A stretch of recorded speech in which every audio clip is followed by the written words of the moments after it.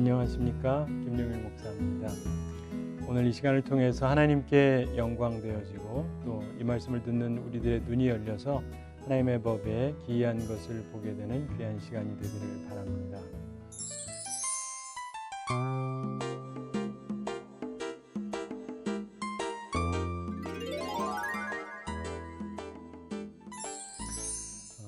아담이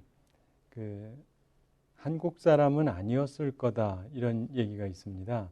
왜 한국 사람이 아니었냐? 아마 한국 사람이었다라고 한다면 선악과를 따먹지 않았을 거래요. 그래서 아니 왜 안 따먹었냐? 그러니까 하는 말이, 만약에 그 사람이 아담이 한국 사람이었다라고 한다면 선악과를 따먹는 대신에 선악과 따먹으라고 유혹한 그놈의 배암을 잡아먹었을 거다, 뭐 이런 얘기가 있습니다. 그러면 하나님께서 과연 기뻐하셨을까? 그러니까 오늘은요, 여러분과 함께 하나님이 기뻐하시는 자가 되라, 이런 제목으로 하나님 말씀 나누도록 하겠습니다.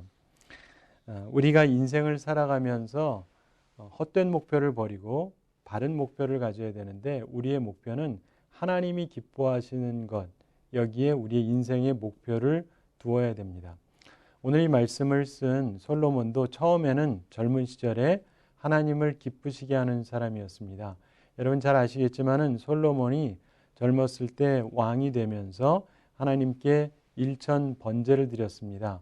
그러니까 하나님께서 기뻐하시면서 그에게 오셔서 질문을 하셨습니다. 내가 너에게 무엇을 줄까? 원하면 얘기하라고 하나님께서 말씀하십니다. 그때 솔로몬이 얘기를 합니다. 듣는 마음, 지혜로운 마음을 종에게 주사 주의 백성을 재판하여 선악을 분별하게 하옵소서, 이렇게 기도합니다. 근데 그 말씀을 듣고 하나님께서 마음이 기쁘셨습니다. 그래서 그가 원하는 것을 주겠다고 하셨고요. 거기에다 더해서 덤에서 다른 것까지 주시겠다고 말씀을 하셨습니다.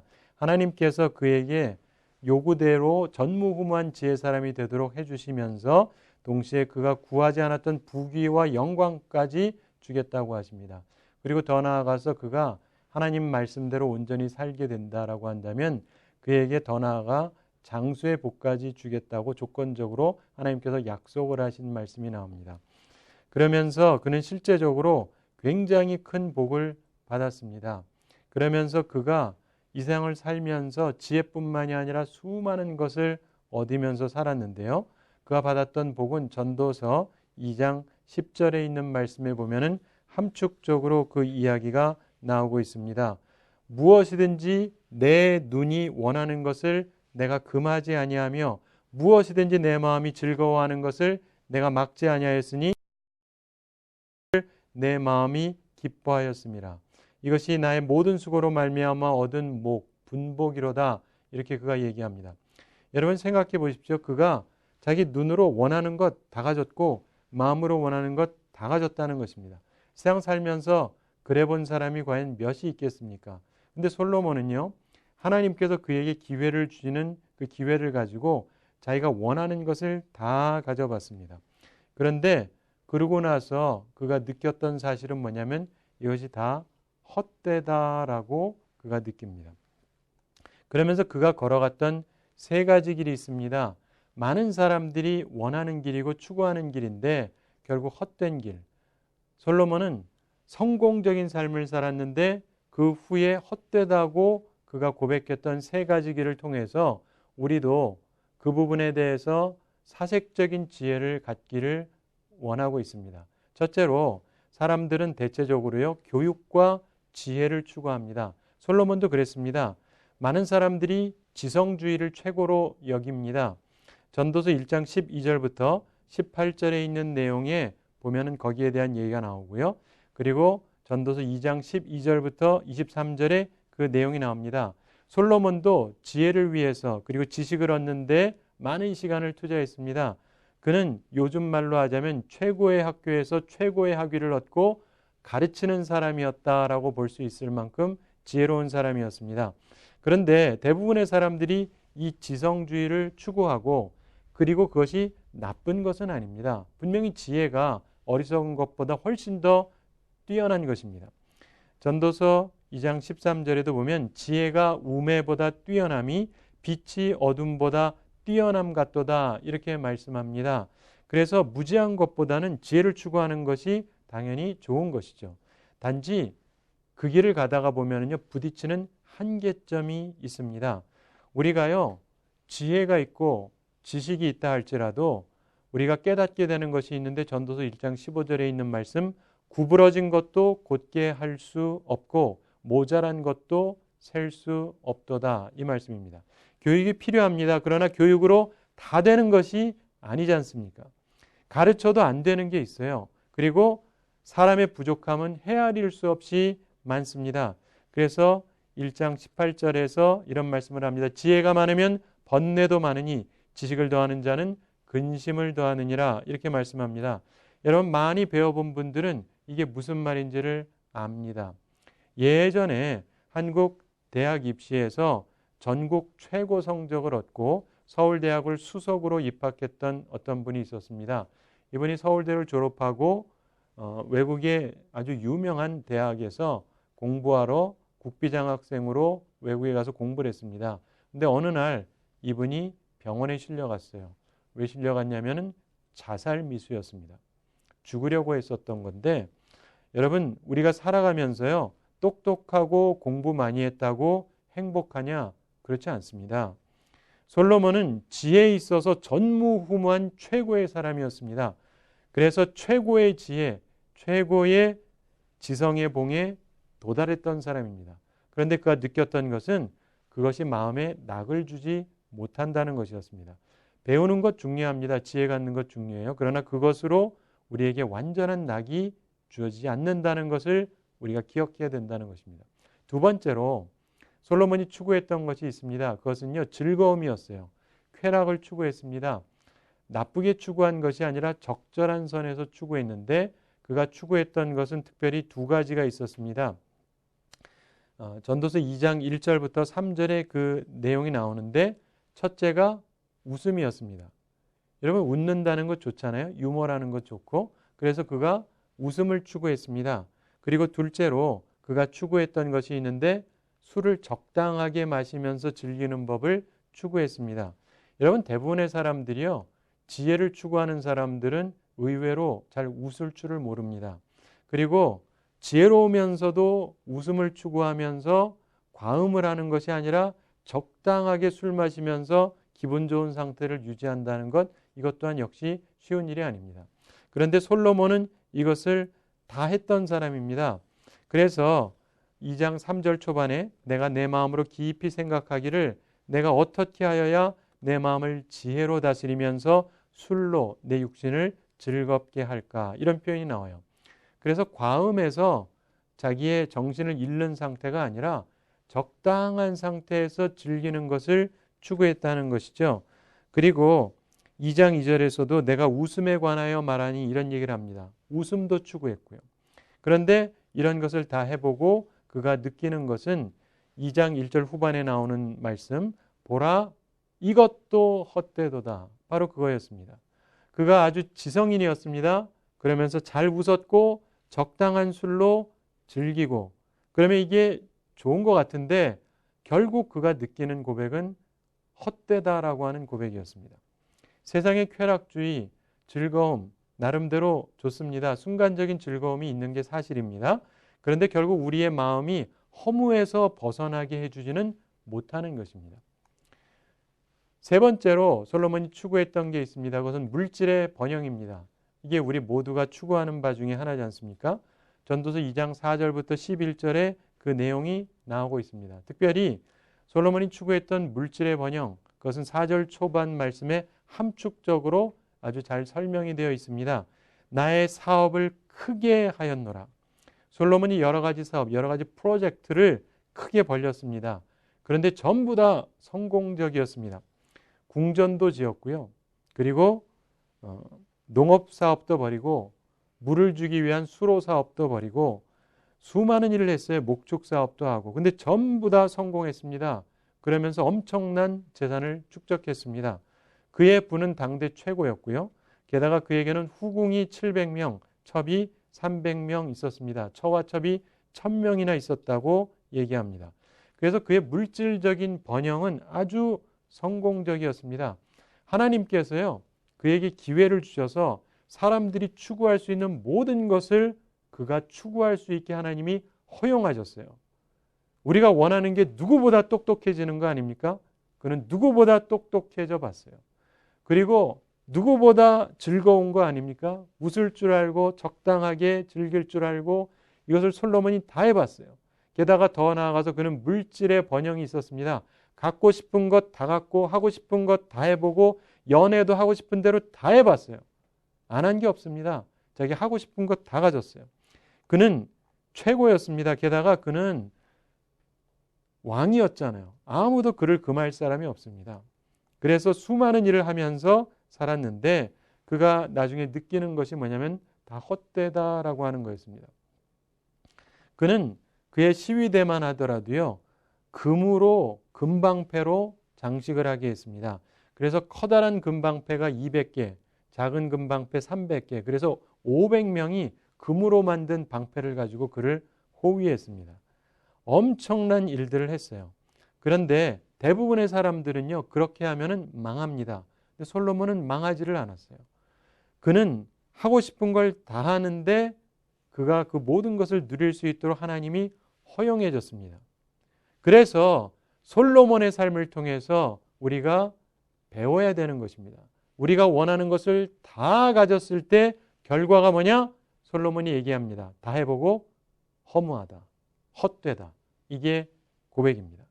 그러므로 우리가 어차피 그 자리까지 가기도 어렵지만 그 자리 가고 나봤자 느낄 것은 허무한 일이라면 우리의 삶의 자세를 새롭게 생각할 필요가 있습니다.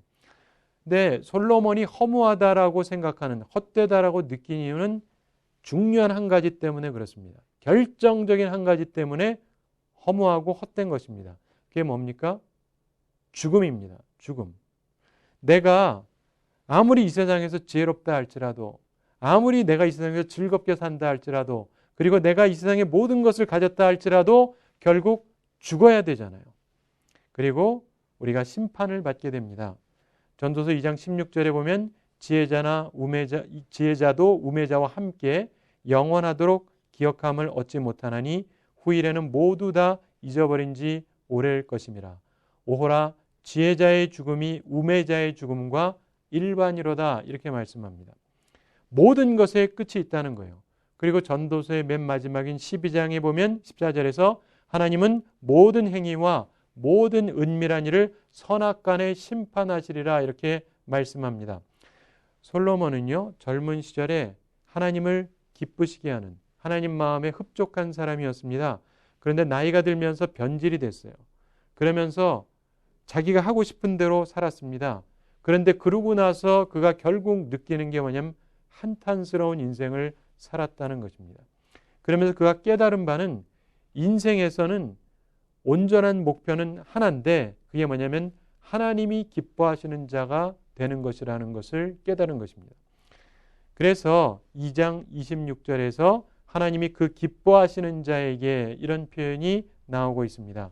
솔로몬은 우리의 삶에 있어서의 진정한 만족, 허무함이 아니라 참된 만족, 이것은 하나님이 기뻐하시는 자에게 주어지는 특별한 은혜라는 것을 깨닫게 된 것입니다. 따라서 우리의 삶의 목표는요, 하나님이 기뻐하시는 자가 되는 것, 이게 우리의 목표가 되어야 되는 것입니다. 이것이 가장 지혜로운 길이라고 하는 것입니다. 솔로몬이 깨달은 바대로 하나님이 기뻐하시는 자가 되면 하나님께서 세 가지 은총을 우리에게 부어주십니다. 이것은 일반적인 지혜를 뛰어넘는 더 좋은 잠언의 말씀이죠. 어떤 것을 하나님께서 주시냐면 첫째로 우리에게 만족을 주십니다. 우리가 하나님을 기쁘시게 하는 자가 되면 하나님이 우리 마음에 만족을 주세요. 2장 24절에 보면 사람이 먹고 마시며 수고하는 것보다 그의 마음을 더 기쁘게 하는 것은 없나니 내가 이것도 본즉 하나님의 손에서 나오는 것이로다, 이렇게 말씀합니다. 우리가 살아가면서요, 낙을 누리게 된다는 것, 기쁘다라고 성경에서 표현하고 있는데 이건 만족이 있다, 이런 얘기입니다. 하나님이 기뻐하시는 자에게는요, 만족이 주어집니다. 여러분 잘 아시는 톨스토이가 있죠. 이 톨스토이가 러시아의 위대한 문학자였습니다. 근데 이분이 본래 좋은 집안에서 태어났어요. 명문 귀족의 아들로 태어났습니다. 그리고 자기 스스로도 백작이라는 칭호를 얻었습니다. 그런데 이 사람이 교회는 다녔어요. 믿는 가정에서 자랐고, 그런데 만족이 없었습니다. 지식도 있어요. 부도 있어요. 명예도 있어요. 그런데 자신의 삶은 불행했습니다. 그런데 더 놀라운 사실은 자기 주변에 있는 소위 상류층 사람들이 전부 다 불행하다는 거였습니다. 그래서 그의 마음속에 항상 불편함이 있었는데 어느 날 잘 배우지도 못하고 가난한 농노들 중에 만족이 있다는 것을 발견하게 됩니다. 그래서 그가 그걸 보면서 충격을 받습니다. 어떻게 우리같이 지식이 있고 지위가 있고 명예가 있고 돈이 있고 이런 우리가 만족이 없는데 저 사람들에게는 어떻게 만족이 있는가? 그래서 그가 그들의 만족의 이유를 찾아봤습니다. 그 이유를 찾아보니까 그것은 뭐냐면은 그들인 상류 사회에서 소유하지 못했던 온전한 신앙을 갖고 있었다는 것을 발견하게 됐습니다. 하나님이 기뻐하시는 신앙을 갖고 있었다는 것이죠. 오해하지 마세요. 상류층도 다 믿는 사람이었습니다. 소위 교회 다닌다고 해서 다 기쁜 것이 아닙니다. 여러분, 우리 삶 속에서 진정으로 우리의 삶의 목표가 하나님을 기뻐하시는 것에 둘 때 우리 삶에 만족이 임합니다. 두 번째로 하나님이 기뻐하시는 자에게 주어지는 은총은 지혜와 지식과 희락입니다. 전도서 2장 26절 초반에 보면 하나님이 그 기뻐하시는 자에게는 지혜와 지식과 희락을 주시나 이렇게 말씀하죠. 하나님이 기뻐하시는 사람들에게 하나님께서 하늘의 지혜를 주시고 참된 지식을 주시고 그리고 참된 희락, 기쁨과 행복을 부여해 주신다는 것입니다. 여러분, 조지 갤럽 아시죠? 미국 심리학자입니다. 이분의 이름을 따서 갤럽 조사라는 말이 많이 나오죠. 근데 이분이 통계여론조사법의 창시자인데 이분이 한 번은 TV에 출연했습니다. 그리고 거기에서 가장 행복한 사람과 가장 불행한 사람의 통계에 대한 이야기를 하는 시간이 있었다 그럽니다. 오래전 얘기이긴 한데 이 갤럽이 조사한 바에 의하면 가장 행복한 사람은 누구냐? 생생한 종교적 체험을 가진 사람들이다 이렇게 얘기했어요. 오해하지 마세요. 교회 다닌다는 얘기가 아니라 진정으로 살아있는 그러한 그 신앙 체험을 갖고 있는 사람. 그리고 반대로 불행한 사람들은 누구냐? 밤낮 술집에 드나드는 사람. 그러니까 자기 원하는 거 하는데 가장 불행하다는 거예요. 우리가 살아가면서 보면 참된 행복이라고 하는 것은 자신의 마음속에서 하나님을 내가 기쁘시게 해야 되겠다. 이런 목표를 가진 사람들에게 주어지는 것입니다. 성경이 그렇게 얘기하고 갤럽도 그렇게 이야기를 합니다. 여러분, 바라기는 삶 속에서요. 하나님을 기뻐하시는 것에 목표점을 두시기 바랍니다. 그래서 하나님께서 우리에게 주시는 참된 지혜와 지식과 희락, 이것을 누리며 살아가는 우리 모두가 되기를 바랍니다. 세 번째로 하나님이 기뻐하시는 자에게 주어지는 은총이 있는데 그것은 유익입니다. 사람이 무엇을 하면 이게 유익해야 되는데 하나님의 은총을 입으면 내 수고가 무익한 것이 아니라 유익한 것이 된다라고 성경이 설명합니다. 전도서 2장 26절 후반에 보면은요. 죄인에게는 노고를 주시고 그가 모아 쌓게 하사 하나님을 기뻐하는 자에게 그가 주시게 하신다. 이런 말씀이 나옵니다. 죄인은 수고해서 많은 것을 쌓는데 돈 모으고 명예를 모으고 여러 가지를 모아서 쌓는데 그게 자기에게 유익이 되질 않습니다. 근데 하나님께서 그 죄인이 쌓은 노고의 결과, 이 좋은 것들을 하나님을 기뻐하는 자에게 주신다. 이렇게 말씀합니다. 즉 하나님을 기뻐하시는 자에게 주어지는 은총이 유익을 얻는 은총이라는 겁니다. 이것은 하나님께서 창조주이시기 때문에 임의로 하실 수 있는 것입니다. 타이밍을 주관하시는 하나님께서 시간을 조절하셔서 그것을 충분히 바꾸실 수가 있습니다. 따라서 우리는 바른 인생 목표를 가지고 살아야 됩니다. 우리의 바른 인생 목표는 하나님이 기뻐하시는 자가 되는 것입니다. 여러분, 교육, 지혜 좋습니다. 추구하셔도 돼요. 즐거움도 좋은 것이죠. 물질의 번영 다 좋은 것입니다. 그러나 죽음이라고 하는 명제 앞에 이게 허망하게 되잖아요. 결국 우리가 하나님의 심판대 앞에 선다라는 그 명제 앞에서는 이것은 그리 대단한 것이 아닙니다. 죽은 후의 심판을 생각한다라고 한다면 우리의 삶 속에서 순간적인 것이 목표가 되면 안 되는 것이죠. 영원히 남을 만한 목표를 정해야 됩니다. 그것은 하나님을 기쁘시게 하는 것이에요. 그래서 우리가 무엇을 하든지 이것이 하나님을 기쁘시게 할 만한 것인가를 염두에 두고 생각할 필요가 있습니다. 그렇게 하면 우리의 삶에 만족이 생깁니다. 그리고 우리에게 지혜와 지식과 희락이 생깁니다. 그리고 우리가 유익을 얻는 삶을 살게 된다라고 하는 것입니다. 한 가지 이야기를 말씀드리면서 오늘 말씀을 맺도록 하겠습니다. 예전에 미국에서 아주 큰 부자가 있었습니다. 그런데 나이가 들어도 자식이 생기지를 않아요. 그러다가 아주 늦게 아이가 하나 태어났는데 아들이었습니다. 얼마나 귀하겠어요. 아이가 없다가 아이가 태어났고 아들이 태어났습니다. 그래서 너무너무 애지중지하면서 애를 사랑하면서 키웠습니다. 그러면서 애를 잘 키우려고 유모도 들여서 정성껏 길렀습니다. 그런데 어느 날 살인 강도가 들어와서 이 아기가 희생이 됐어요. 하나밖에 없는 아이가 죽었습니다. 그러니까 이 부모님들이 얼마나 슬프겠어요. 재산은 많은데 물려줄 아이도 없는 것이고 너무너무 슬퍼하다가 이분들이 나중에 죽게 되었습니다. 그런데 이분들이 죽으면서 유서도 없이 죽었어요. 그래서 특별히 친척도 없고 이 재산을 처분을 해야 되는데 처분할 길이 없습니다.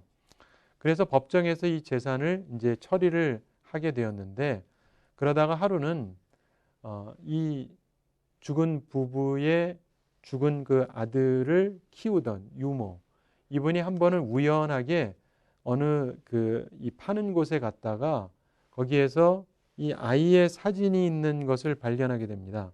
근데 이 아이의 사진을 파는데 우리나라 돈으로 한 1,000원쯤 하는 1달러에 파는 거예요. 그래서 이 아이가 생각이 나서 그 사진이 귀해서 그거를 액자를 돈을 주고 샀습니다. 사고 이제 집에 돌아왔는데 이게 좀 먼지도 묻어 있고 그래서 이것을 청소하려고 뒤를 띄어봤습니다. 그래서 사진을 뗐는데 사진 뒤쪽에 뭐가 있는 거예요. 봤더니 그 부모가 쓴 유서가 그 안에 들어 있었습니다. 그 유서의 내용을 봤는데 그 유서의 내용인즉 그 사진을 소유하는 사람에게 자신의 재산 전부를 상속하겠다 이런 유서가 쓰여져 있었습니다. 그래서 이 유모가 그 부유한 그 부부의 모든 유산을 상속받게 됐는데요. 여러분 거기에서 이 부부가 왜 그렇게 했을까를 생각해 보시기 바랍니다. 그들에게 있어서 부유한 재산이 있기는 하지만 그들에게 있어서 사실 가장 중요한 건 자기들이 사랑했던 아들이잖아요. 그런데 이들이 재산을 주고 싶은 사람이 누구였냐면 자기들이 가장 사랑했던 그 아들, 이 아들의 사진을 갖는 사람, 그래서 그들의 마음을 기뻐하는 사람, 이런 사람에게 모든 것을 주겠다고 했던 것입니다. 사랑하는 성도 여러분, 이것이 바로 하나님의 마음이에요.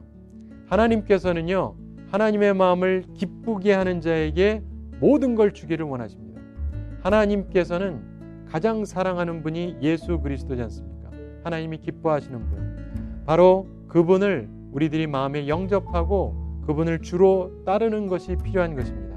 그리고 예수님을 사랑하며 섬기는 것이 필요합니다. 그렇게 할 때 하나님께서 우리를 가장 기뻐하시게 되죠.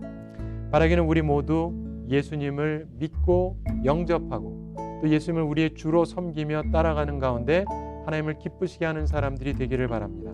그래서 하나님으로부터 주는 만족을 얻고 지혜와 지식과 기쁨을 얻고 유익의 은총까지 얻는 아름다운 인생을 살아가는 우리 모두가 되기를 바랍니다. 한 주 동안도 하나님의 은혜 가운데 복된 삶을 사시게 되기를 바랍니다.